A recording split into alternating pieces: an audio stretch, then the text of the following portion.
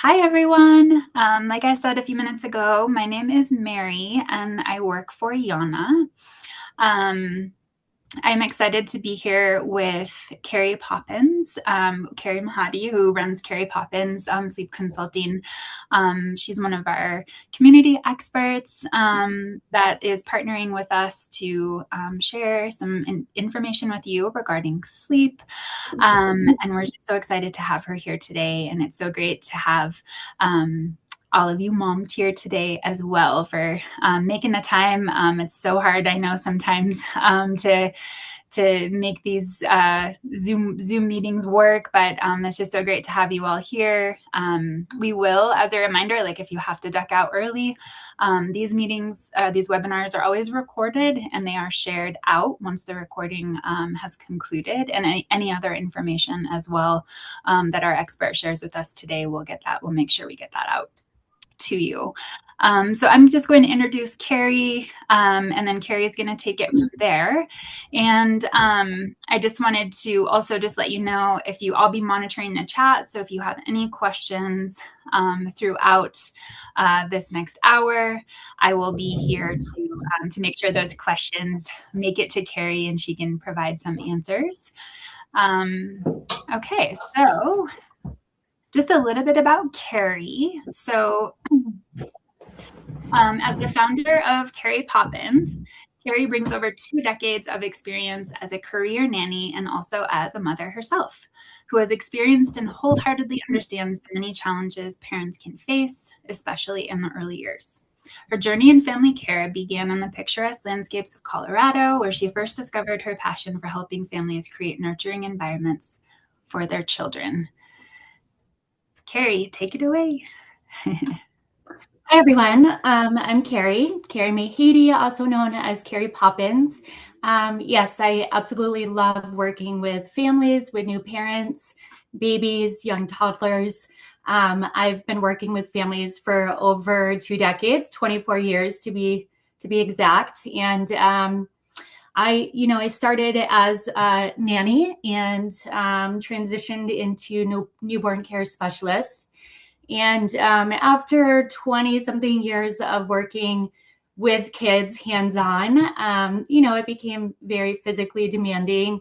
I do have some injuries. And so they were starting to take a toll on that. And so I wanted to transition into something different. Where I could transfer all of these amazing nanny credits and newborn care specialist credits to a new role. And someone suggested pediatric sleep consulting.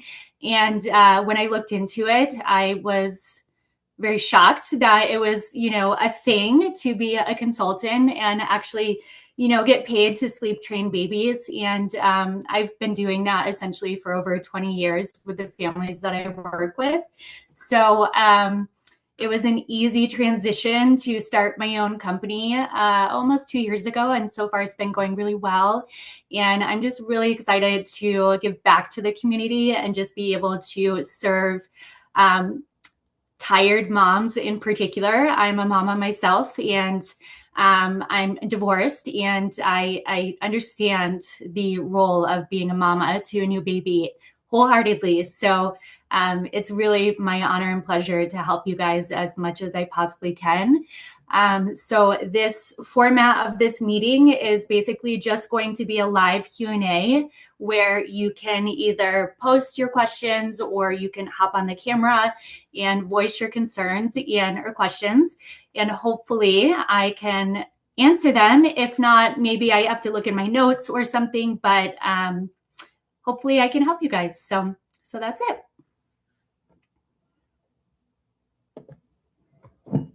So does anyone have a question?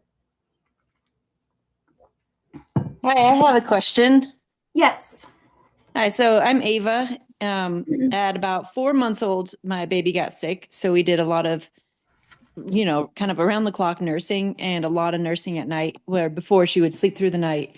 But then that happened. And now she's 7 months old and she still wants to eat so much at night.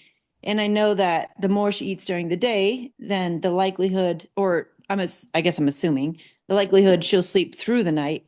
So I guess my question is what are some tips to try? Because in the daytime, she'll feed, for like maybe 5 minutes and be like, yeah, I'm good. And just very distracting. And she's, trying human food or regular food.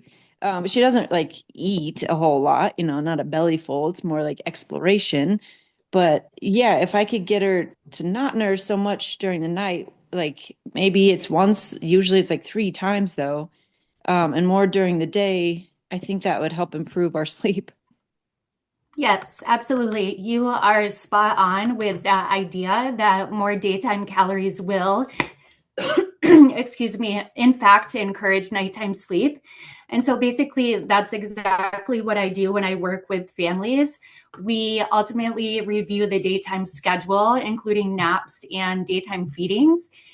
And I really kind of revamp that first. And we work on getting all of those daytime calories in first before we even sleep train, which isn't until like week 2.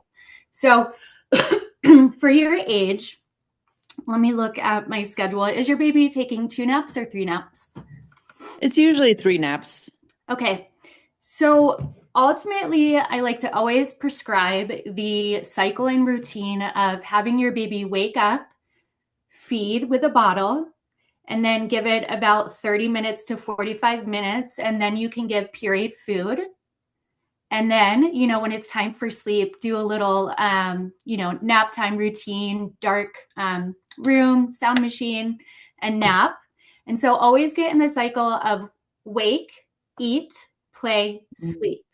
That's huge. So then when your baby wakes up and eats at the beginning of a wake cycle, she's not really going to be fed a substantial meal with milk because that's her main nutrition at the moment. If she doesn't eat that whole cycle and she wakes up, she's going to be hungry again. So that's typically what happens. So have you been following that cycle at all, or is it just kind of on demand? It's more on demand, yeah. And she Okay. seems like she'll eat and then sleep. So maybe we should try to Yes. switch that up, huh? Yes. Okay. Yes, yes. And another reason that we do that is because we really don't want to create or kind of keep the sleep to sleep association. And so yes, you Mm. pretty much need to revamp the schedule, and when she wakes up in the morning, feed her a bottle. Don't feed her a bottle until she wakes up from her next nap. Okay. So we still nurse. Should I And give her the bottle instead or? oh, no, no, I'm sorry. I didn't realize nurse. No, that's totally Okay. fine. It's the same thing with nursing as feeding. My main rule Okay. of thumb is you only want to feed her every 3 to 3.5 hours. Don't feed her any milk in between that. And that really trains her stomach to, it really creates food pressure, hunger pressure. So she'll be hungry and have a full feed for the next feeding. And then Nice. once you see her eating after every nap, after every wake up, only every 3 hours to 3.5 hours, then you can start working on nighttime weaning, one feeding at a time. Okay. And you just wean down, like when it's nighttime, time to night wean.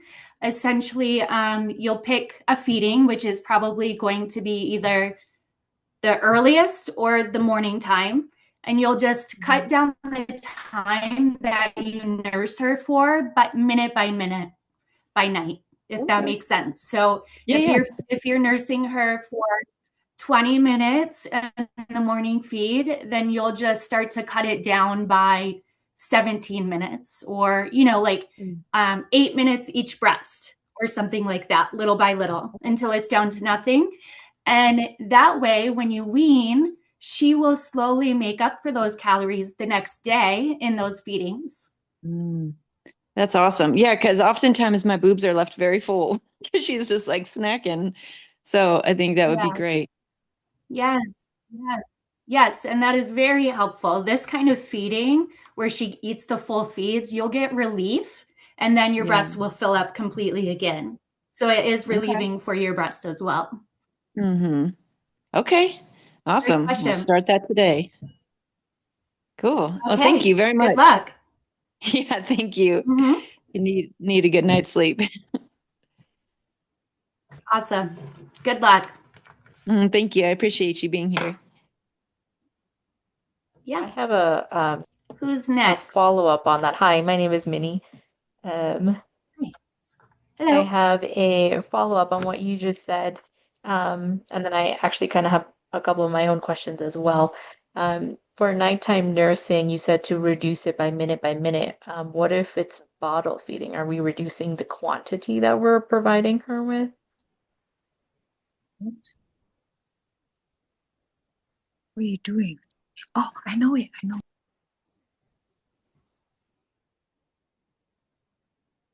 Yes. So, hello? Kari, we can hear you. We just lost your camera, but we can still hear you if you want to take the question. Okay, great. Let me turn off the camera. Maybe that will help. Okay, so how old is your baby? 7 weeks, almost 8 weeks. Oh, 7 weeks. Okay. So this is a completely different ball game, so to say. So really, ultimately, babies should feed at least every 3 hours up until the age of at least 3 months. And I often will recommend completely night weaning 4-month-old babies if their calorie intake is at a proper place during the day and if they're at, good percentile in weight gain with the doctor. So at 7 weeks, you should be feeding your baby. It's not uncommon to feed for your baby to wake up through the night every 2 hours. Yeah. And if you're dealing with that, I'm actually working with my current newborn family overnight. And what we've been doing is working on spacing his daytime feedings to every 3 hours. And that's been helping him stretch his belly out and his nighttime feedings out tremendously. Also, he's almost 2 months, we started to get him into a little routine and schedule during the day. And so I can stay and I can give you guys I'm not really sure how to do this yet, but I'd like to provide ideal schedules for your baby's ages. Or maybe I'm trying to figure that out, yes, so far right now, but I'll have to talk to Mary to try to figure that out. But right now, your best bet is I would focus on stretching his daytime feedings to every 2.5 to 3 hours and see if that helps with his nighttime sleep cycles to stretch out a little bit longer. But yeah, ultimately, you can't really night wean or sleep train until 3 to 4 months. Okay. But if when we get to that point, it would just be reducing the quantity, it sounds like.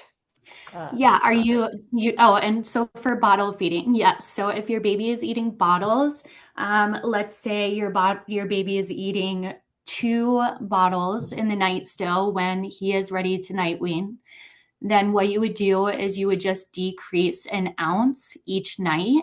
And then typically what happens most cases is your baby will replace that ounce in the next feeding or somewhere during the day with the daytime feedings.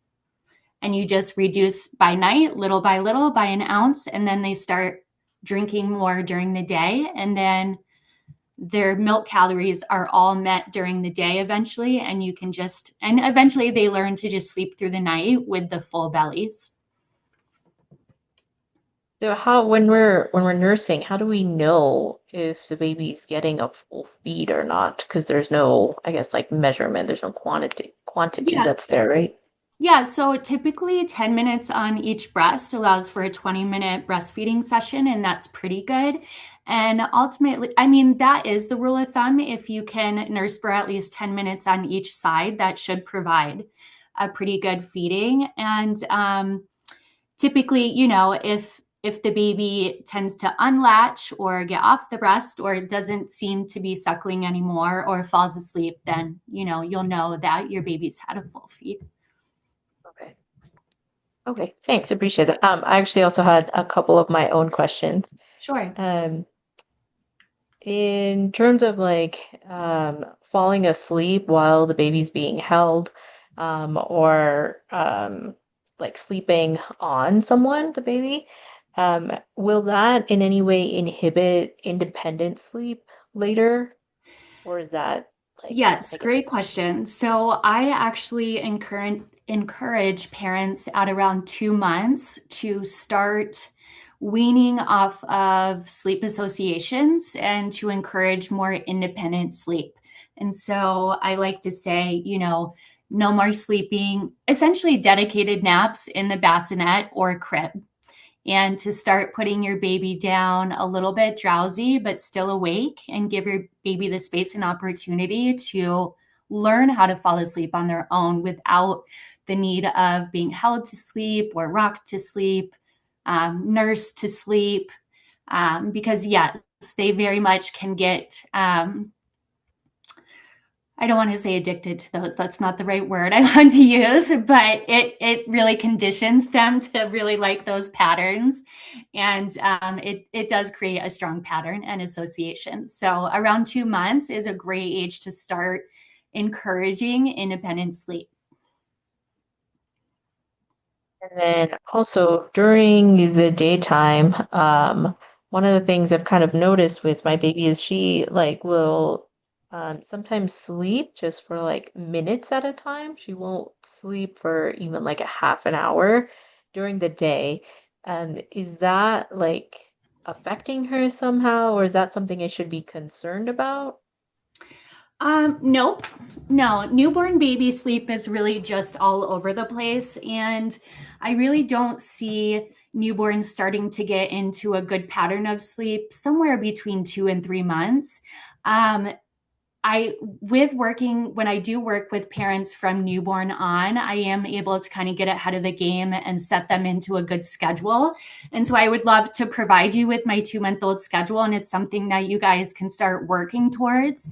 But something that really changed the game with my current newborn family is they were just having the baby sleep still downstairs, bright lights, lots of noise. At 2 months, I really do encourage a good sleep environment. So in their own room with a monitor, a camera, blackout shades, sound machine. Those two things, the sound machine and dark room, really mimics the inside of the mother's womb, and they do find it really comforting, and it just allows for more healthy sleep. So if you're not doing that already, I definitely suggest that. For naps as well to do Yes. that too, not just nighttime sleeping. Yes. Okay. All right. Thank you. That's helpful. Let me take one moment to post my 7-month-old schedule. Mary, is that okay to do really quick? Oh, yeah, definitely. Are you going to put it in the chat, Kari? Yes. Okay, great. And then once you have finished with that, it looks like we have a question from Julia in the chat as well. So I don't know, Kari, if you would just want to read it or if you would like me to read it out loud. Yeah, sure. I can read it, and then whoever's on, you can read it as well, just so they can. Great. Okay. So in the chat, I'm going to post the 7-month-old 3-nap schedule and 2-nap schedule for our previous question. Okay. And then I'm going to post my 2-month schedule. Okay. And with the 2-month schedule, I'm going to post the 5 naps and the 4 naps, because somewhere in that age, that time frame, they do tend to drop that 5th nap.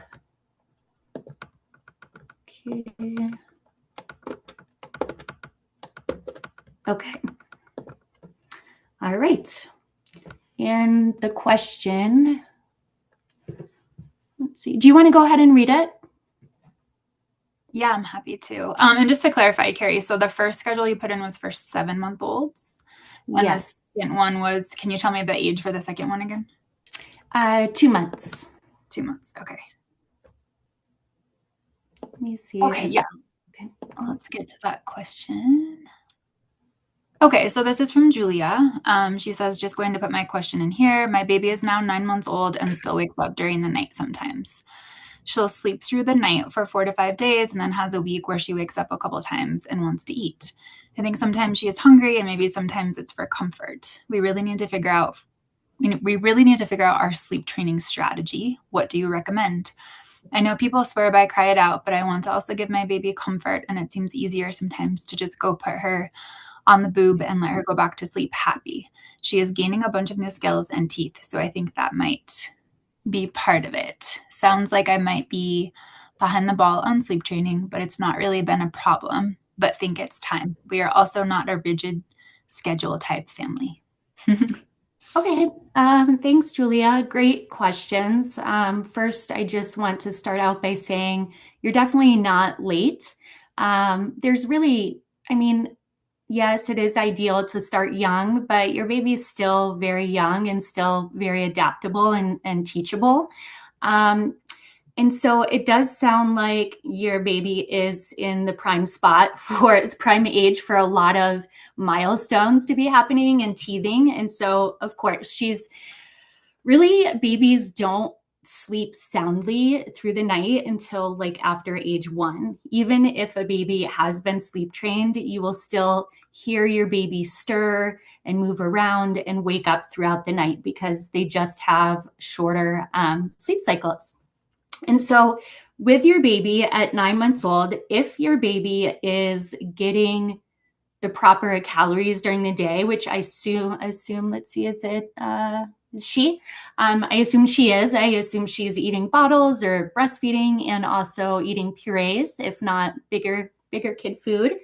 And so I would suggest if you want a more gentle approach, well, first, I want to start out by saying no matter the approach, when sleep training, you are wanting them to learn something that they've never done before.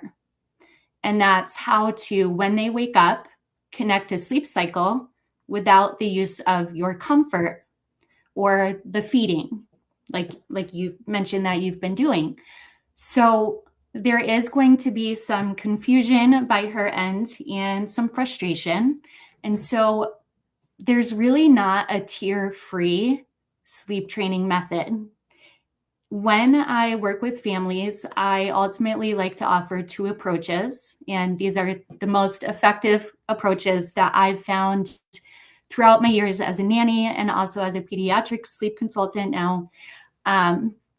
I like to offer 2 approaches. One approach is more for the anxious style attachment parenting, or for the parents that come to me and they say, I have to start work next week. We need something very quick and effective. Let's just get this done. And so no matter the method, your baby is still going to be a little confused and upset. And I just really can't offer a tier free. So I would suggest for you probably the chair method. And I would suggest, let's see, you can Google it. You can easily find it, but essentially what you're going to do is when she wakes in the middle of the night, you're going to sit in a chair beside the crib and you're going to offer her your presence as support. And yes, she's going to cry, but she's going to know that she's safe and okay, but it's time to go to sleep. The first night, you're welcome to, rub her back or pat her tush if she's on her belly or hand on the chest with shushing. But the ideal is to start to minimize the comforting over a period of time, over say a week. And so the next night you'll have your chair a little bit further away and you'll still be shushing. And the next night a little bit further away. And eventually you work your way out of the bedroom while you're still in there offering her support. That is the best hands-on, more gentle approach that I could offer. This is Julia. Thank you. Yeah, and I'm not opposed to like the cry it out method. Honestly, like that seems like it's just kind of hard. Like in the middle of the night, it's like I get more sleep. I feel like overall, I think maybe I just need to commit to something and just like lose a week of sleep. But like I get more sleep when I just like feed her. She eats for 5 or 10 minutes and then she goes back to bed. So it's really hard. I mean, obviously she's not going to be breastfeeding forever either. So to me, that I think that's just the barrier that like is we want to get started, but we also are like, okay, she's crying for 10 minutes and it feels like 10 hours, and we're like, okay, let's go give her some comfort. So I think we just need to commit to it maybe. And also there's something I didn't mention. Like if I also think she's hungry sometimes. Maybe I think it's just in my head because like I feel like my supply has like maybe my cycle is about to come back and maybe it's dipped a tiny bit, so she might not be getting like enough in that last feed. Like I don't know if I should try to like give her, like I have a stash, like give her a couple ounces too, if that would help, like before she goes to sleep. Yeah. So, okay, great. This is great information. So if you're more comfortable with doing a different method that generally is a little more efficient and effective and quicker, then I would recommend timed check-ins, essentially the Ferber method. And for her age, you can do up to 15 minutes. And so when you do check in, just make it very brief, under 30 seconds. You'll just simply go in and you'll say, "Mommy loves you. It's time to go to sleep." And you walk out. And you continue to do those cycles until she falls asleep.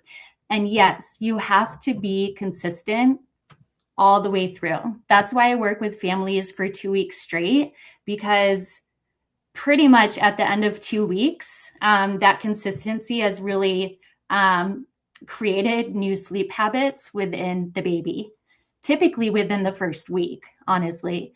And so that's a big part of my job, is coaching parents and holding parents accountable to staying, exactly to the protocol and sleep plan that I've provided. And so if you guys want to move forward with that method, then you have to respond the same time or the same way every single night. You can't like one night decide to feed her and then the other night not. And so the fact that she has been sleeping many nights throughout the night shows me that she's perfectly capable to do that. And that's the point that I would night wean a baby. Let's say I get a 4-month-old and the parents say, "The baby's been sleeping, off and on throughout the night for the past couple weeks without needing a feed," then I'll say, let's go ahead and completely wean then. And what that takes is a consistent, typically 2 weeks of creating that new pattern and cycle. Okay. With the Ferber method, so that's like I've looked it up. Maybe you need to like research it a little bit more thoroughly, but like there's different, is it times like do they go by age, or is it like 5 minutes and then 10 minutes, or like the lengthening out thing? Yeah. So throughout my years as a nanny, I actually followed. So my first position was with a single mom, and she had a newborn. And around 4 months is when we formally sleep trained. The mom was very tired. The baby was waking through the night. And so I just researched online, how to help a baby sleep. And that's how I came across graduated extinction. And so typically what that is, you start at 5 minutes, work your way up to 10, 15.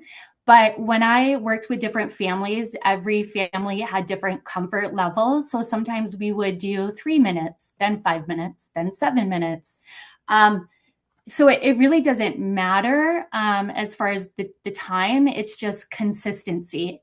But yes, at 9 months old, like after going to the school that I did, we do have a certain amount of time that we allow different age groups to try. I also like to say I don't like to say that we're letting them cry.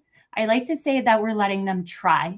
We're letting them try to learn how to fall asleep on their own without sleep associations.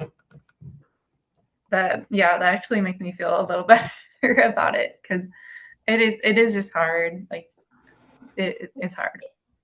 It is tricky. And I also really want to emphasize that I've worked with families and sleep trained babies for over 20 years, and I'm still friends with the families. And now the kids are college kids.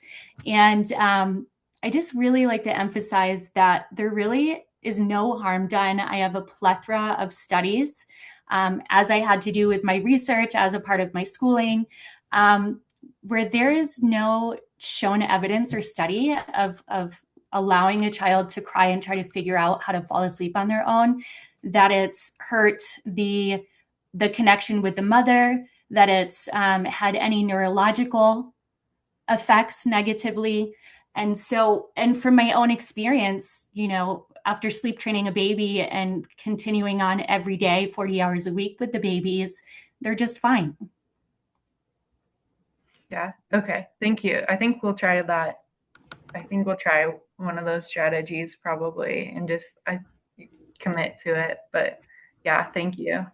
Yeah. So I would either choose 15 minutes timed check-ins, or I would use the graduated extinction and work your way up to 15 minutes. And then you can just repeat 5, 10, 15, 5, 10, 15. And with a baby your age, I don't think she would really make it past 15 to 20 minutes typically when you're using the graduated extinction. Okay. Okay. Yeah, that sounds good. Thank you. Yeah, you're welcome. Okay, let's see. Hey, Kari, really quickly, while we're waiting for another question, would you mind just putting into the chat at some point before we hop off, whether it's you have links to these methods on your website, or just maybe a reliable place where moms can go to read more about the chair method, and then the Ferber method with graduated extinction, just so they have, a place that they can easily click and read more about those methods. Yes, definitely. Awesome. Thank you.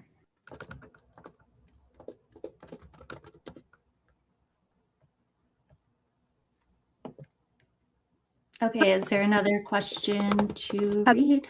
Can you hear me? Yes. Yeah, I'm Julie. Hey, I have a question about my 1-year-old girl. She recently always get excited at night, woke up at the midnight, and she will maybe hungry. Sometimes it's hungry. I feed her like 7 ounces. She can finish, or sometimes it's not hungry. She just wake up getting excited and energetic and keep playing. Even though I shut down all the lights, keep dark, very quiet, and try to humming to her to sleep, but she still get excited. She will have to make you turn on the light, let her play. She have to use up all her energy, about 2 hours, and then she will get exhausted, and then she will go back to sleep. I mean, this happen more frequent recently. And after she go back to sleep, like in the morning, 6 a.m. or 7 a.m., and then she will sleep till late to the noon, and will wake up about 12 or 1 p.m. at noon. And that's most likely that's her schedule now. And I don't know how to fix that, because she always, wake up at the midnight after she sleep 2 or 3 hours, and then she will wake up and praying. So, and also me, I cannot sleep. And And also a second question is that now she's still relying on me to sucking on me to go to sleep. I want to get rid of this because she already 1 year old. I don't want this keep going. I don't know how to do that, but she crying for that if I don't let her sucking. She have to sucking and then feel soothed and then she can go to sleep. Yeah. Okay. Yeah, that's all right. Sorry, is that everything? Yeah, that's my question. Thank you. Okay. Yeah, absolutely. So I do have a couple questions. Is she still in a crib? Actually, she does not like crib. Since she was born, the first day she stayed with me in the big bed. She need to lean on me to sleep. She always reject bassinet and also reject crib. So now the crib just next to the bed, and we almost never let her to sleep inside. Yeah, by herself. Okay, so basically you're co-sleeping? Yes. Okay, and then what is her naps like during the day? She usually has 2 naps. Like for example, if she finish her overnight sleep until the next day around noon, and then she will play about 2 or 3 hours. She will go back to nap around 3:30 or 4, and then she will nap around 1.5 hours.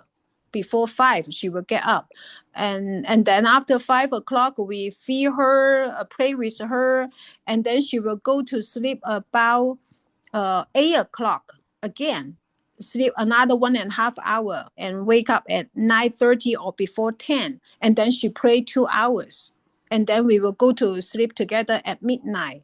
So yeah, that's the very horrible schedule looks like. Yes, it is. That is a wild schedule. So let's see, a couple of things. One thing I want to say, when I start working with families and sleep training, I really like to emphasize the importance of a baby waking up at the same time every morning, no matter what. So even if your baby's had a rough night's sleep, ultimately what creates a sound, healthy schedule is the morning wake up time and not bedtime.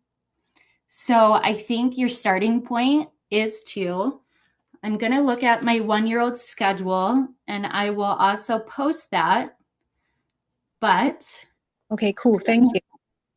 Hold on one second. Ultimately, 1-year-olds are waking up around 7 in the morning. So I would start there. Also, anywhere between 1 to some babies drop down to 1 nap, even at 1 years old. It just depends. But I definitely do not think you should allow your baby to nap 3 times a day. And I would probably start capping her 2 naps at 1 hour. Because what I think is happening is she's not getting enough sleep pressure for bedtime. And that's why she's waking up. And she is wide awake. It sounds like she is, playful at bedtime. It sounds like she's playful in the middle of the night. And that's not ideal. And that's kind of giving me clues that she's really probably getting too much daytime sleep. So that would be my next step I'm sorry. So sorry, just now you say the nap we better limit into 1 hour. That means even she's not naturally wake up, we better like open the door, let some lights come in and wake her up. So just training her only 1 hour nap. Yes, for her right now, I would only do 2 1-hour naps to create sleep pressure at night. So, for example, just now you say if baby, we set her regularly, wake up at 7 a.m. in the morning. So usually how long time later she have the first nap?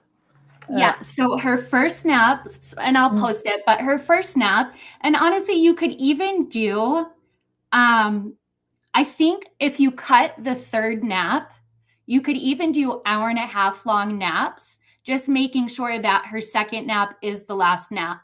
So the schedule would be wake up at 7, Her first nap would be 10:30 to 12. The second nap would be 3:30 to 4:30, only an hour, and her bedtime would be 7:30. Oh, bedtime is 7:30. Yes. I mean, so, sorry. Let me write it down. You say the first nap is 10:30 to 12, and then the second nap is 3:30 to 4:30. yes, I'm going to post it right now. Okay, thank you. Yes. 1 second. And then I had a couple. And for naps, what is she doing for naps? How is she doing and where is she napping?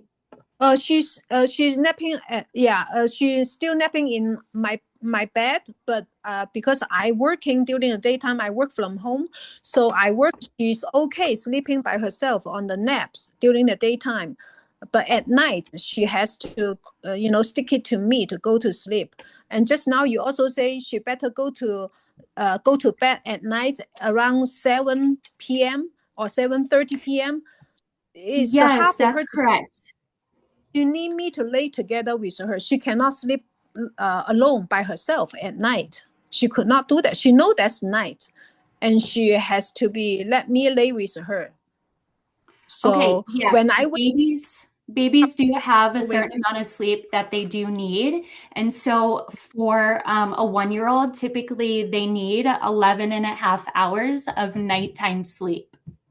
11 and a half hour at nighttime sleep. Okay. Yes. And so also I want to share. So as part of my practice, I can't work with parents that co-sleep because I have to follow AAP safe sleep guidelines. Mm-hmm. But I do want to say that I totally understand co-sleeping. I have a baby myself. I get it. But I will say that it does make it a little bit more challenging to create independent sleep with your little one. They tend to do need, mother's nursing or comfort to be able to sleep soundly or fall back to sleep.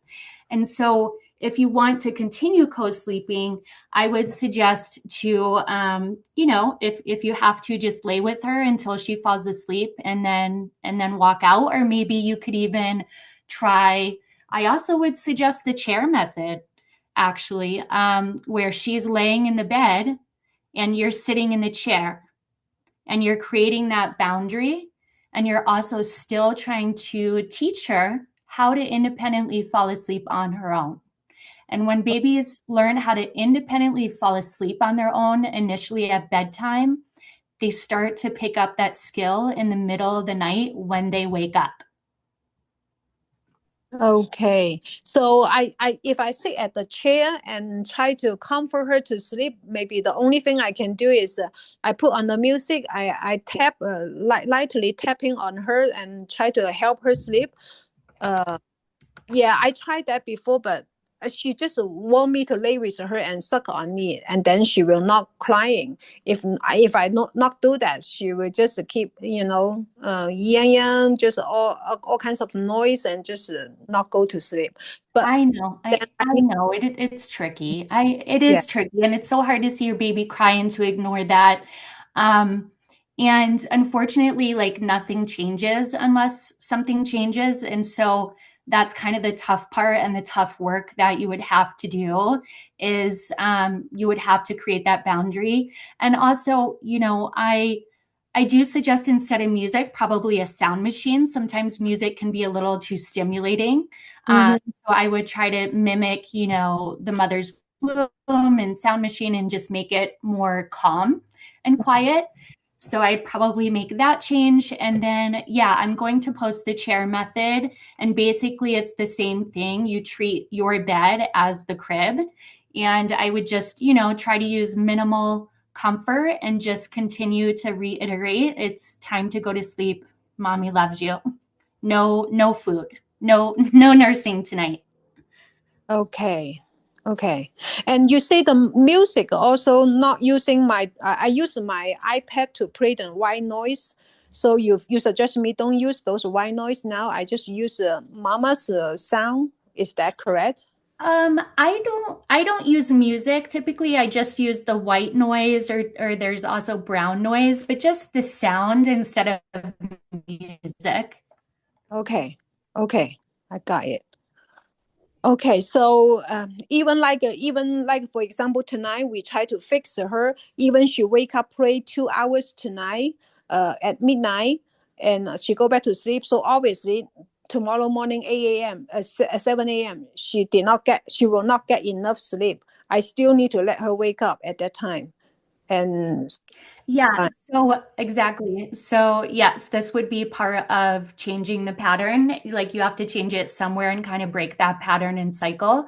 And Mhm, so I would start tonight. Don't worry about any kind of chair method or sleep training. Just go mhm, about the night. And then tomorrow morning, wake her up at 7 and try to follow that schedule, the new mhm, schedule as best as possible. And I would start you could do the chair method when she lays down for nap and mhm. attempt it then, and then just move forward with that same chair method with her sleeps moving forward. Okay, okay, okay. So one more question is that you say if overnight sleeping is 11.5 hours overnight, so before bed, should I feed her not formula, feed her milk, enough milk, let her sleep through the whole night, and hope she will not wake up at the middle to get eat, right? So should I feed her before she go to Yeah. bed? So at 1 years old, she should basically be eating a bottle when she wakes up in the morning and a bottle before she goes to bed. And she also can do an afternoon bottle, but basically she's getting 2 meals. She's either getting like breakfast and lunch Mm-hmm. or lunch and dinner, but she should be getting 2 meals at 1 years old, at least. Okay. And so yeah, and so you can feed her. Did you say you're doing a bottle, not a nurse? Yeah, it's a bottle milk. Okay, yeah. So you can give her a bottle, but just make sure you don't feed her any sooner than I would say 20 minutes before bedtime. I just really like to break any sleep or feeding to sleep association. And Mm. so the bedtime routine typically is, take a bath, change into pajamas, feed a bottle, brush their teeth, read some books, and Mm-hmm. go to bed. Okay. Okay. So 20 minutes between the feeding and go to bed. Okay. Yes. Okay. Yeah. Let me see It if I, is tough. It is tough, but yeah. consistency really is the key ingredient. And the more that you stay consistent with your response and approach, the quicker your baby will catch on and learn. Okay. And I also hear some of my friend telling me they say using some like some kind of light helping baby to sleep. Like when baby go to sleep is red light, and when the time wake up is a green light. Do you think that help? Your baby's too young for that. There is like okay to wake clock, but your baby's too young to comprehend that. But certainly when she gets older, Oh. I'd say even 16 months and up, then I think it's okay, and they can start to understand that. Oh. Okay. Okay. Maybe still too early. Okay, Yeah, I think that's my question. Thank you so much. Appreciate for that. I will try to follow the schedule you advise to try to uh, doing since tonight. Thank you. you're welcome. Yeah, appreciate. Thank you.